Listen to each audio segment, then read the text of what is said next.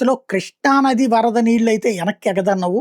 ఆ వెనకాలన్న కరకట్ట వైపు ఉంటాయి. కానీ కొండవీటి వాగు, పాలవాగు ఇట్లాంటి వాగుల నీళ్లు మాత్రం అక్కడ ముంచెత్తుతా ఉంటాయి. ఆ నీళ్ళని వచ్చినట్టుగా ఎత్తి కృష్ణానదిలో పోసేందుకోసం అని చెప్పేసి ఇదివరకే పంప్ హౌస్లు అయి పెట్టారు. ఇప్పుడు 2-3 చోట్ల రిజర్వాయర్లు కట్టబోతున్నారు.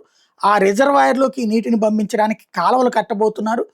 ఇది ఒకవైపున నడుస్తోంది. ఇప్పుడు ఉండవల్లిలో పంపింగ్ హౌస్ 2 ఇదివరకు ఒక పంపింగ్ హౌస్ కట్టారు.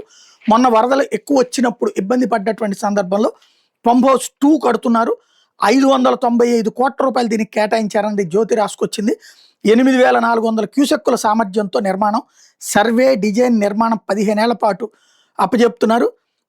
పురపాలక శాఖ నిధులు మంజూరు చేసింది. రాజధాని అమరావతి కొండవీటి వాగు వరద ముంపు నివారించడంలో ఈ పంపింగ్ హౌస్ కీలకం కాబోతుంది.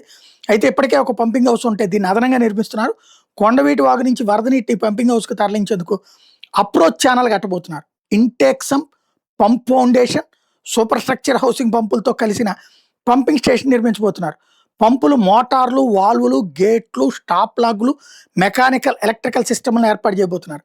Anchor, thrust blocks, surge protection ఏర్పాటుతో కూడిన వరద నీటి విడుదల విధానాన్ని ఇందులో రూపొందిస్తున్నారు.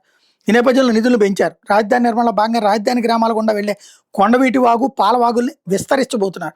కొండవీటి వాగు వరద నీటి నిల్వ చేయడం కోసం శాఖమూరులో నిర్మిస్తున్న 300 ఎకరాల సెంట్రల్ పార్కులో 50 ఎకరాల విస్తీర్ణ రిజర్వాయర్ నిర్మిస్తున్నారు. దీంతో పాటు నీరుకొండ రిజర్వాయర్, కూరగల్లు, పెనుమాక వద్ద రిజర్వాయర్లు ఏర్పాటు చేస్తారు.